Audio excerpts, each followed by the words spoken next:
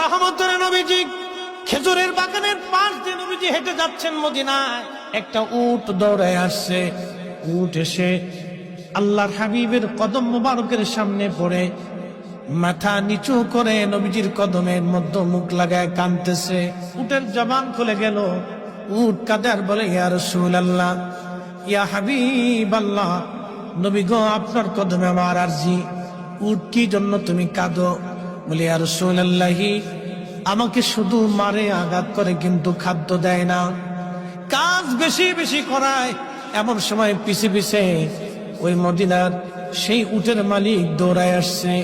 আল্লাহর নবী বললেন, ও উটের মালিক, তুমি কি উটের মালিক? বলে, হ্যাঁ ইয়া রাসূলুল্লাহ। তুমি কি তাকে খাবার কম দাও, কাজ বেশি করাও এবং মাঝে মধ্যে তারে পিঠাও? বলে, ইয়া রাসূলুল্লাহ, কি করে আপনি জানলেন? বলে, উট এসে তোমার বিরুদ্ধে আমার কাছে অভিযোগ পেশ করেছে। একবার জোরে বলা যাবে কি আল্লাহু আকবার। বিশ্ববিখ্যাত আল্লাহর একজন ওলি ছিলেন, তার নাম হযরত মালিক ইবনে দিনার আল ইরাকি আল বসরি রাহমাতুল্লাহ আলাইহি।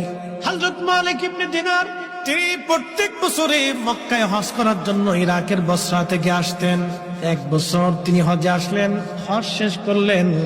হজ শেষ করার পরে আল্লাহর দরবারে দোয়া করলেন, আল্লাহ আপনি দয়া করে আমাকে জানান কার হজ হলো, কার হজ হলো না। আপনি দয়া করে আমাকে একটু জানান আল্লাহ। উনি দোয়া করলেন, কান্নাকাটি করলেন, আল্লাহ এত মানুষ হজে আসলো কিন্তু দোয়া কবুল হলো কি হলো না জানা নাই। আল্লাহ রাব্বুল আলামিন রাত্রিবেলা হযরত মালিক ইবনে দিনারকে স্বপ্ন দেখাইলেন, মালিক রে, সবার হজ আমি আল্লাহ কবুল করেছি, সবার জীবনের গুনাহ আমি আল্লাহ মাফ করে দিয়েছি, কিন্তু একজন মানুষের দোয়া এবং একজন মানুষের হজ আমি আল্লাহ কবুল করি নাই, এবং একজন মানুষকে আমি আল্লাহ ক্ষমা করি নাই। লক্ষ লক্ষ মানুষ আমি মাফ করছি, কিন্তু একজনকে মাফ করি। তো মালিক ইবনে দিনার ইরাকি বসরি খুব চিন্তায় পড়ে গেলেন যে ওই একটা লোক যদি আমি হই তাহলে আমার জীবন বরবাদ হয়ে গেছে। ওরা তো সবসময় আল্লাহকে খুশি করার জন্য নিয়োজিত থাকে। একসাথে বলবেন আল্লাহু আকবার। ওলিরা কাকে সন্তুষ্ট করতেন? আল্লাহকে, রসুল।